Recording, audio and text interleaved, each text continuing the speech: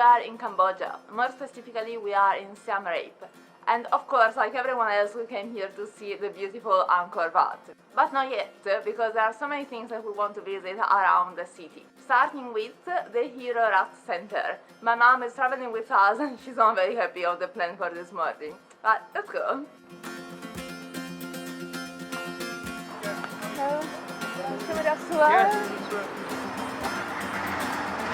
In Cambodia with the Grab app you can even get a tuk-tuk, it's fantastic. It's much cheaper than a taxi. Puppy dog. Oh. Open. You guys have reservations with No, us? no. Okay, you want to join the tour? Yes. You don't have to wait. You're gonna begin with the group over there. Okay. And the tour will be about 45 minutes. Okay. And normally ticket you pay after or at the end. It's $8 per person. Perfect. Okay. Our tour guide will be waiting for you inside the tent right there when you are done with all of the readings over here. Okay. Okay. And you know where you're from also? Australia. Australia. Please. Nice to meet you today. Okay. Thank you. We made it just on time to join the tour here at the Apropos Mine Action Centre. It looks pretty exciting so far. The map behind me shows the areas of the world that are affected by landmines, and it's crazy. So in this time, before we going to see the rat, I would like to inform you a little bit more for our organization, who we are and what we're doing here. So we are NGO, we are not local, we are from Belgium. Also our co-founder, he is a Belgian people. He is a person that found that rat have good nose. And basically he has this rat live together like a pet, like a dog, like a cat, something like that. And then he has that rat like a pet rat. He don't understand why this rat sleep at daytime. That you know, normal rat they always sleep at night time, but that rat sleep at daytime. You don't understand why this rat sleep at daytime and how they can find food at night time, because night time is dark. They cannot see, so they have to smell. And then he tried to research with that rat more and more, and then he succeeded. He can train that rat to detect landmine. After that, he built this organization in 1997, and then he moved to Tanzania. It is our headquarters, where that we can train a rat and breed more rats. We are not just release them out and then they sniffing the landmine and then they tell us where is the landmine. No. Normally, one rat, we need two people to control. So two people, they have to stand on both sides on the safe lane, and then they have rope from one to other guy there, and then they attach the rope with the rat harness, and then they pull them back and forth like this. So when the rat they get any smell of explosive, they will give us the signal scratch. When we saw the rat scratch on the surface, it means that they found explosive. But that rat, they are true life. Even they scratch on top of landmine, but they not activate by landmine because they are less than 3 kilograms. The minimum that can make the mine blow up, 3 kilograms. And our rat, they are only 1.4, 1.5 kilograms. That's why that the rat they are not in a way to activate the landmine. That's why that we have to give the rat with a diet. Only 2 bananas with 20 peanuts a day.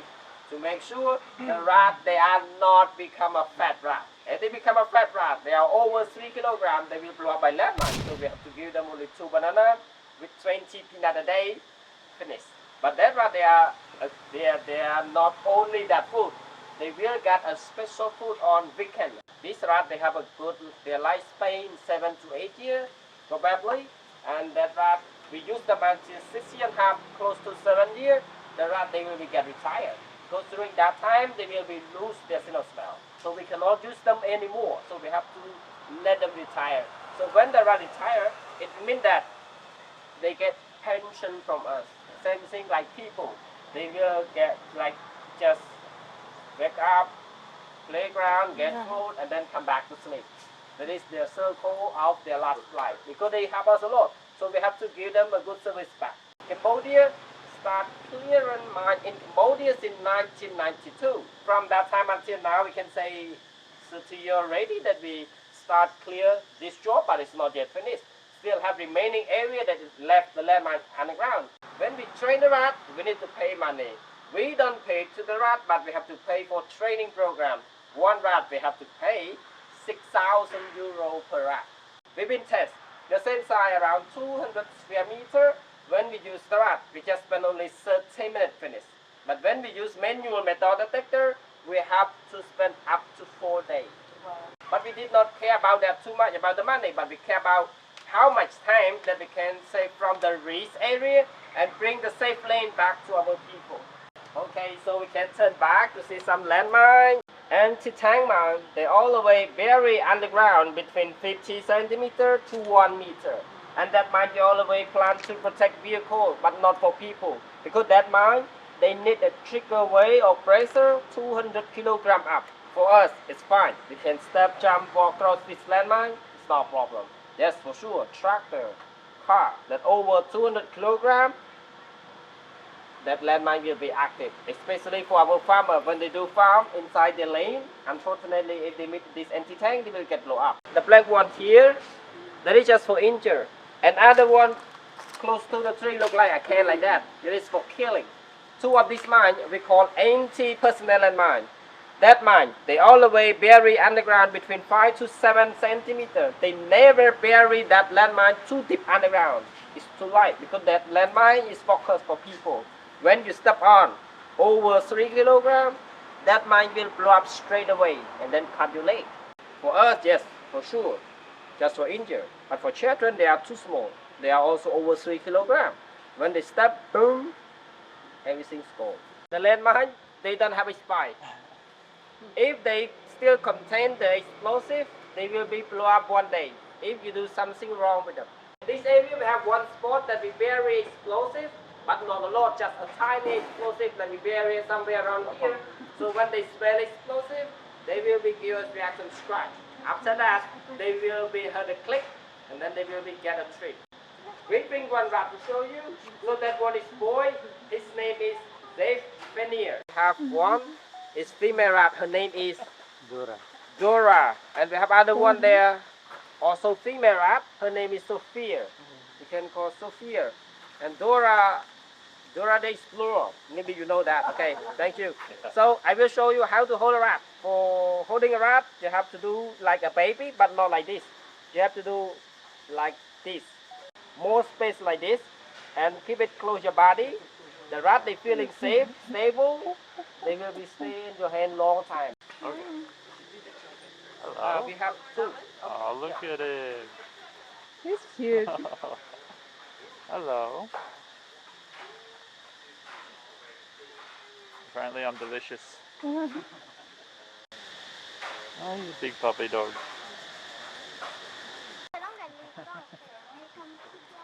Who want to try with the rat more? I never thought that I would ever hold a rat in my life. Dora the Explorer. He's fluffy. What's his name? Or her name? Sophia. Sophia. Close your body. Sophia Loren. You're a good puppy rat.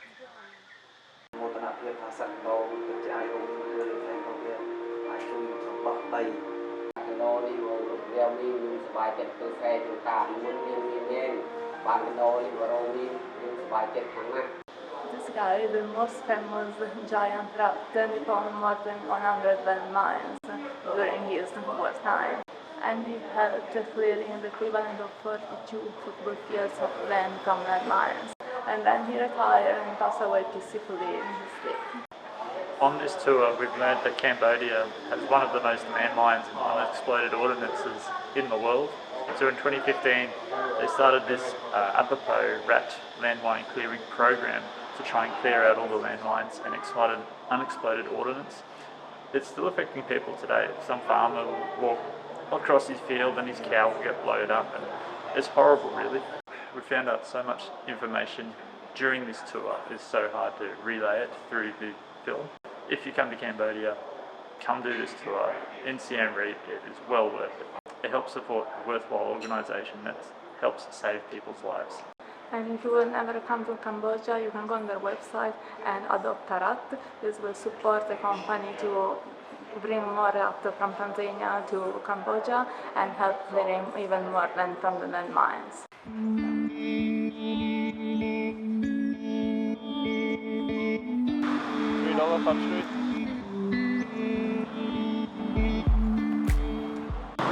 tuk-tuk on the way back into town.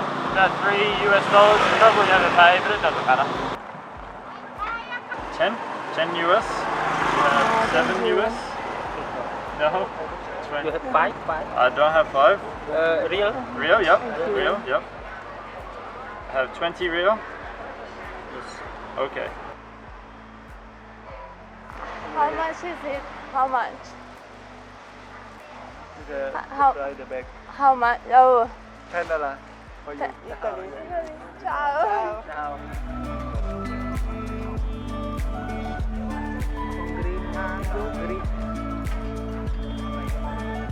We stopped to quickly get a bite to eat.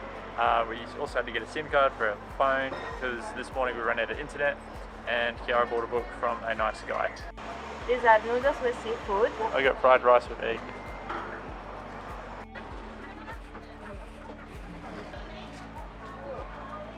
For this afternoon, we booked a tour to the Tonle Sap Lake to see the floating villages.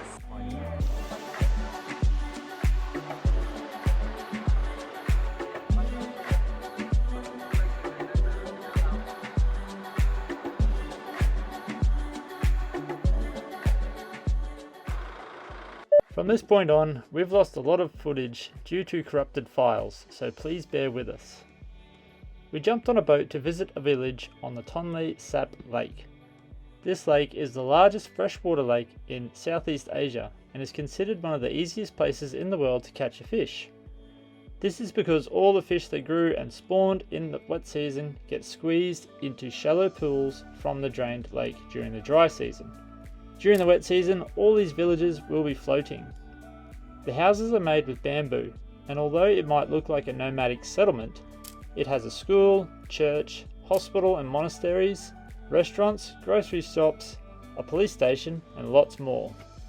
Every 2 or 3 years, they change the poles of these houses so they don't rot out. They cut off the stick off during the rainy season, and then they make the house flow on the water. When we walk through into a boat, we would like to show you the flooding house on the way to the big boat, okay? That's the flooding house. You can pull the house to go anywhere where you want to stop. Guys, everyone look at a houseboat. In this one, when the water highs up, in this one they are flow on the water. They will flow on the water because they already the house on the boat. The people, they will sleep in there, stay in there, kitchen is there, forever.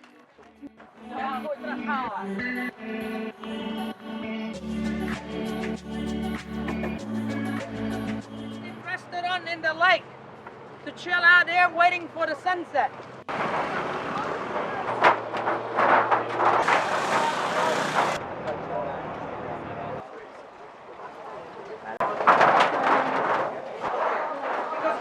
Apparently on this menu you can get fried frog, and you can also get dried crocodile. Fried crocodile. Fried snake, spicy, super snake.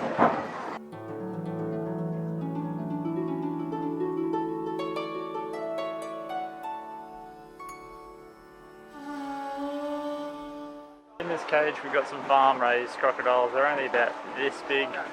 There's barely enough to make a sandwich, and I reckon they'd take your finger off if you were lucky. We got a mango shake that's super thick and it's delicious. Chippies. No croc, No croc. No Just chippies. no snake. No snake. No frog. Just chippies. This is pretty cool.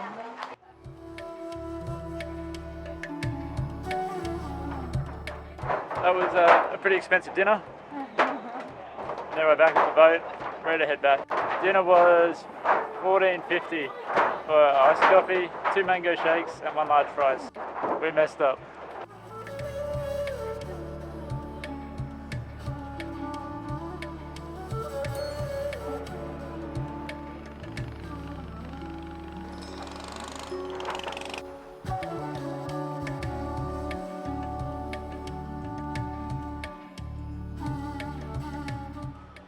How are you today? Yeah. Good. You all How good? was your day? Yeah. Are you also? Yeah, it's good.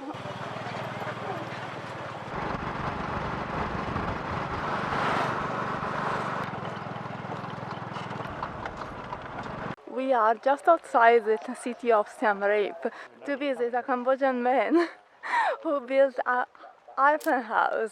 We don't even know if he's home, we don't know what's going on, we don't know anything. We will find out soon. What's your name? Aaron, Chiara, Rita. Your name? What a great and unique experience that was. We didn't speak the language, he didn't speak ours, but we made ourselves understood through Google Translate. But if you're in Siem Reap, come and visit this guy. He's super friendly, and what he's done is created something that's truly unique. He's built his house on his own in 1 year, all because he loves airplanes and he wants to be on one day. I think that's pretty cool. And he's starting up a cafe to help fund his dream of being able to fly in an airplane. So come here, support him, you won't regret it. And when you come here, come with someone who can speak Khmer. So maybe you can have a better conversation as we did. But hopefully next time we can come visit him and we will try to speak a little bit of the language.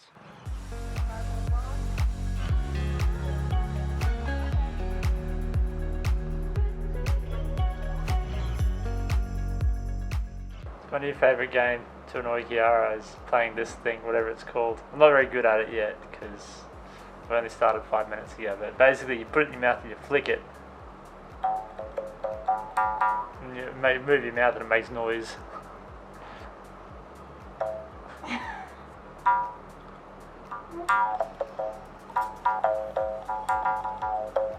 So, someone convinced him yesterday to buy it when we were at Angkor Wat. You don't come back to Australia with me in your purse. That night we went to see a performance of the Phare Circus, and you guessed it, we lost the footage. But we wanted to include it in this video anyway, because we loved it so much and it deserves a mention. Phare performers use theatre, music, dance and modern circus arts to tell uniquely Cambodian stories. All the artists are graduates from the Phare Tonle Sap Lake school in Battambang. This school provides free education to kids in need. The tickets cost $18, $28 or $38 depending on the section you want to sit in. We got the $28 tickets and it was definitely worth the extra money because we were right in front of the artists. And more importantly, all the revenue generated funds the school's academic and artistic educational programs.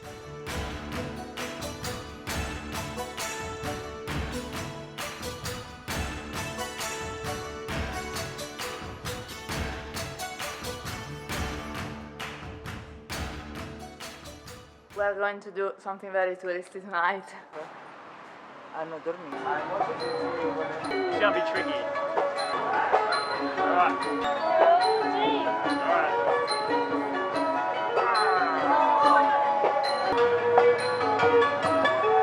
I don't know how Aaron convinced me to do this. If you've never been to Asia, these are basically little fish that eat the dead skin of your feet, which is actually as creepy as it sounds. This is the weirdest sensation ever.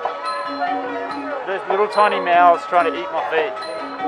After a while it feels like bubbles, but the initial getting used to it takes a bit to get used to. I've found that if I don't think about it too much, if I don't look at them, then it just feels like bubbles on my feet. But if I look at it and think about it, it tickles. And every so often they'll get under a toe or something that's sensitive and I'll pull a funny face.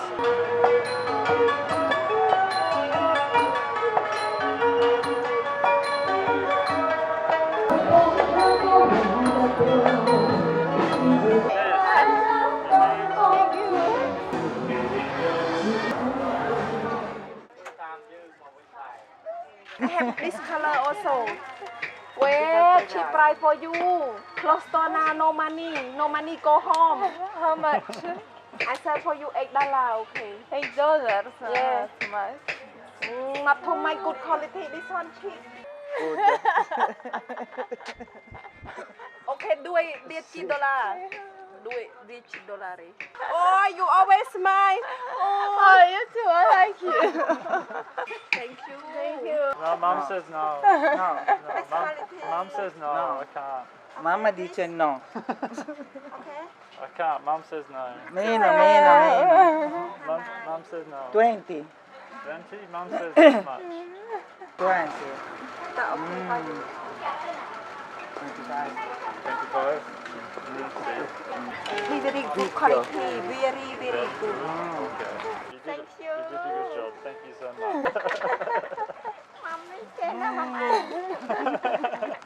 Thank you.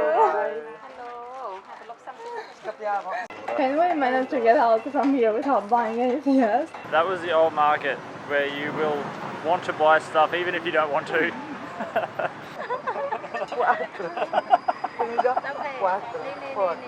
Good price for you, Bong. Very cheap. Cambodia fry. We're going to do yet another touristy thing here, but we've only ever seen it here, so it should be pretty cool.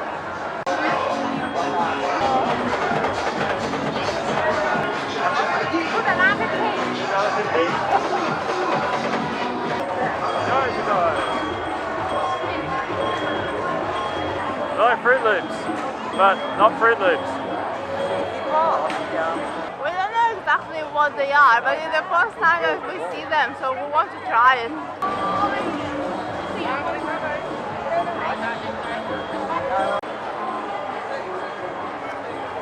It's not working, it's broken. So smoky.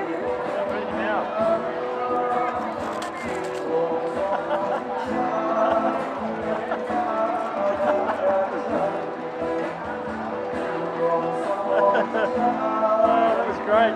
We are all shopped out for the night. We've spent all our money for today.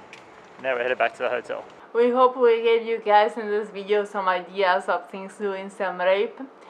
We stay here 5 nights, but we could have stayed much longer. There is actually much to see and much to do, both in Siem Reap and in surrounding areas. I really loved it here. I think the people are amazingly friendly, super smiley. It's a lovely place. One of, at least my favourite place. It's one of my favourite places in Southeast Asia. And we'll definitely be back pretty soon. If you like this video, please leave us a like, a comment, share it with your friends, and let us know if you have other recommendations of things to do in Siem Reap. So we will write them down for next time we'll come here, because we'll definitely come back. Yeah, and we'll see you in the next one.